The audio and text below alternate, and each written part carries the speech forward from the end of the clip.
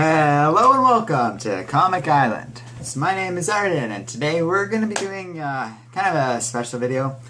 So the idea is that I have been in the real world, kind of moving around in terms of I'm going to be moving to a new city next month, and I'm switching jobs to a better job, so that's all happening, and I was very excited in my real world. Unfortunately, that's kind of clogging up my schedule.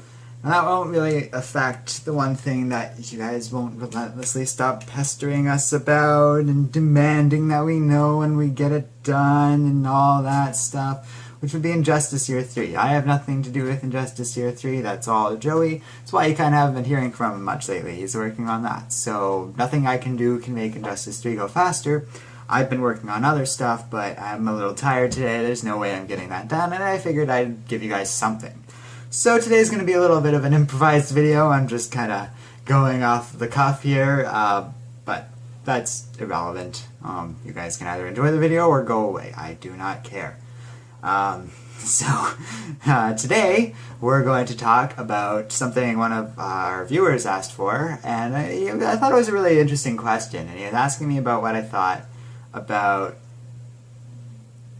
discarding or getting rid of or stepping away from continuity for the sake of creativity. So that's the subject of today's video. Do I prefer continuity over creativity, and my opinions of the two. So what do I mean by that? Well, continuity refers to the established decades of canon in Marvel and DC. And it's retconned and twisted and turned and just sometimes ignored for the sake of creative ideas, often, and increasingly often, in comics. So we'll have something like Green Lantern's a good example, where like Hal Jordan in the 90s kind of turned evil and became like Parallax, and then that got redone and restructured into Rebirth, and that kind of created Green Lantern as we know him today. Another good example is One More Day is a better example of continuity being changed and altered for the sake of creativity. That's a bad example, of course, because that's where continuity kind of lost and creativity lost. So it was lose-lose. So that's kind of hints at the point, though, which I was going to get to a little more progressively, but they aren't really mutually exclusive. You can work within continuity to create creative stories. You can work outside of continuity to create really uncreative stories. So you can have both or neither. So I think that's a bit of a misnomer that we have to do away with continuity to tell creative stories. I think that's a good example of lazy writing.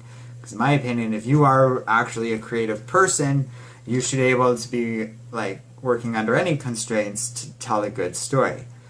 That being said, like, comic book fans are too nitpicky. You guys are. Like, we are, I am, everyone is. Like, we care too much about little plot details, because honestly no one cares. Like, continuity is kind of dumb.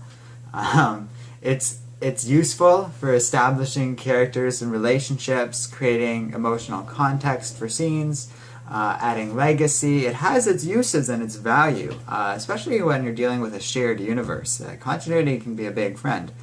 It's also completely useless. And a good example of that is we get a lot of comments and questions about the relative timeline of things. When does Batman Endgame happen to Justice League's current story? I don't know. I don't care.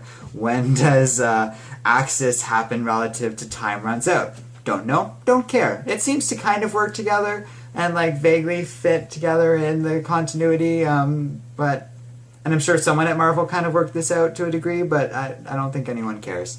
I certainly don't. It has nothing to do with the merits of the story. That's my problem. So continuity can add something to a story, and if it does, then it's good. Or it can hold a story back, and if it does that, then it's bad.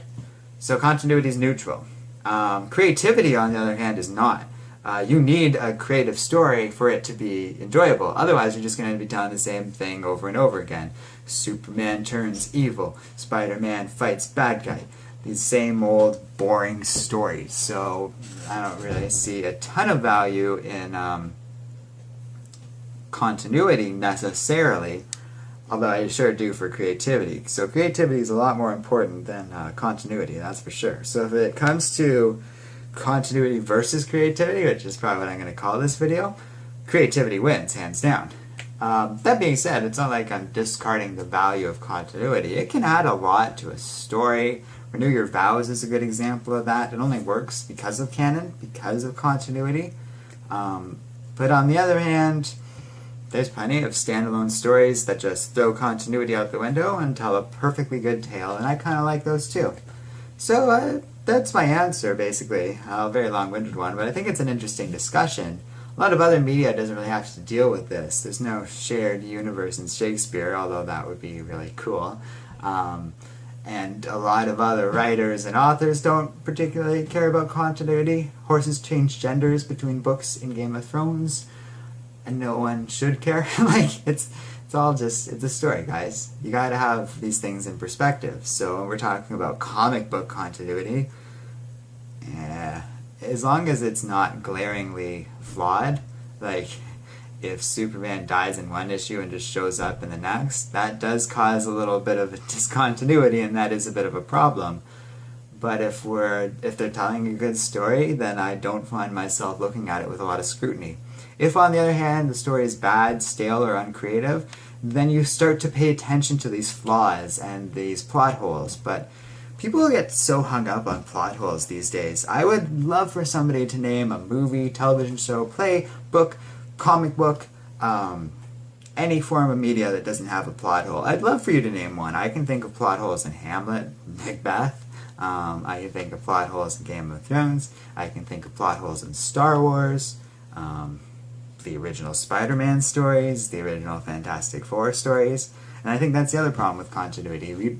We lionize that of the past because it's firmly ingrained in all our mindsets. We all think of like Gwen Stacy as the perfect story because it happened back then, and it really defined Spider-Man, basically because it happened earlier than other stuff that would also really have a big impact on Spider-Man, but less people have read it.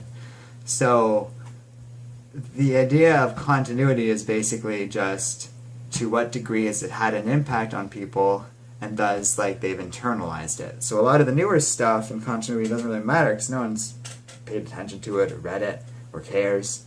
But older stuff tends to matter a lot more to people, and it's like, oh, a bigger deal. There's no reason for that. It is extremely silly and incorrect to view older comics and older comic writers and artists as somehow better than newer. That is a logical fallacy based on nostalgia mostly over anything else. Older comics have a lot of problems too, if not just the exact same problems, just slightly tweaked for the modern era that we face today. So yeah, like continuity doesn't matter just because something's old. It doesn't matter just because it's been established in canon. It doesn't matter at all, really. What matters is creativity. Is the story good? Is the story interesting? Have we seen this before?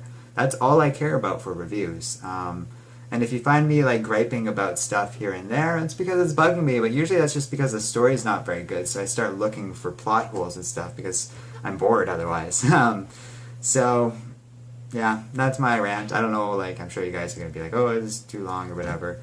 It's just me talking, just having a conversation, just answering somebody's question, one that I found particularly interesting.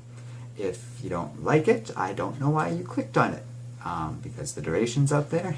It's obviously going to be me talking. I don't know what else you expect for a YouTube video. Do you want some fancy narration with dubbing? No, this is just something I'm going to throw together.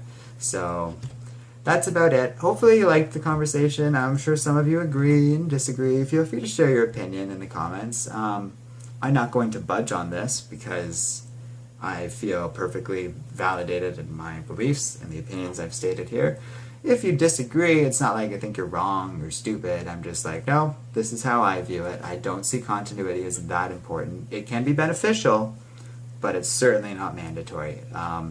If Marvel decided to post Secret Wars, just reboot everything, they're not going to. That's not happening based on the previews. That's not where we're going to get out of Secret Wars. And I can make another video talking about what I think will happen coming out of Secret Wars. If they did that, I wouldn't automatically be against it. If every story that came out after this reboot was awesome and like really kind of changed how we thought about comics and these characters or something like that, then I don't care about like what freaking Stan Lee wrote in the 70s or Rick Remender 2 years ago. Like, I don't know why you guys expect to care about that stuff. It's the story that matters. And yeah, I get like you fall in love with characters and stuff, but those old stories don't go anywhere. The death of Gwen Stacy doesn't somehow change with Spider-Gwen or when she was brought back as a clone during, like, I don't know, the Clone Saga and then Spider Island. It's not important. So, yeah, continuity, yeah, creativity, and yeah, that's all. So that's a good summary of my opinion. Hopefully you guys enjoyed the conversation. Be sure to like, subscribe, and keep reading comics.